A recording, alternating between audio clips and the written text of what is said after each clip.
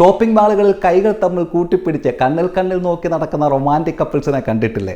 അയ്യോ, അത് റൊമാൻസ് അല്ല, വേവലാതിയാണ്. ആ കൈയൊന്ന് വിട്ടുകൊടുത്താൽ, ശ്രദ്ധയൊന്ന് മാറിപ്പോയാൽ പോക്കറ്റിൽ നിന്ന് പോകാൻ പോകുന്നത് 5000-ഉം 6000-ഉമാണ്.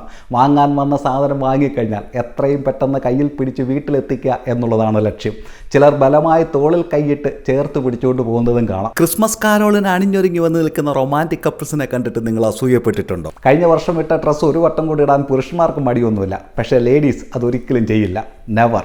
അത് നിങ്ങൾ കരുതുന്ന പോലെ ഹസ്ബൻഡിനെ കാണിക്കുന്നതിനോ അല്ലെങ്കിൽ മറ്റു പുരുഷന്മാരെ കാണിക്കുന്നതിനോ ഒന്നുമല്ല. അവരൊക്കെ എന്താണ് ധരിക്കുന്നത് പോലും ഇവർ ശ്രദ്ധിക്കാറില്ല. ചിരിച്ചുകൊണ്ട് അവിടെ നടക്കുന്ന മറ്റൊരു കിടമത്സരമുണ്ട്. ലോകരാജ്യങ്ങൾ പോലും നാണിച്ചു പോകുന്ന ഒരു കോമ്പറ്റീഷൻ. ഡ്രസ്സിങ്ങിൻ്റെ കാര്യത്തിൽ ലേഡീസ് തമ്മിലുള്ള ഒരു കോമ്പറ്റീഷൻ.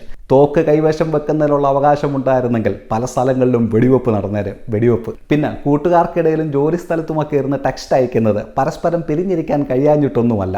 ചോദിക്കാതെ കൂട്ടുകാരന് കടം കൊടുത്തതും ഒരാവശ്യവുമില്ലാത്ത സാധനം ആമസോണിൽ ഓർഡർ ചെയ്തതുമൊക്കെ ടെക്സ്റ്റ് വഴി അങ്ങ് അറിയിച്ചു കഴിഞ്ഞാൽ നേരിട്ട് പറയുന്നതിനേക്കാൾ കാഷ്വാലിറ്റി കുറഞ്ഞിരിക്കും. ലോകം വെറും മായയാണുണ്ണി, വെറും മായ.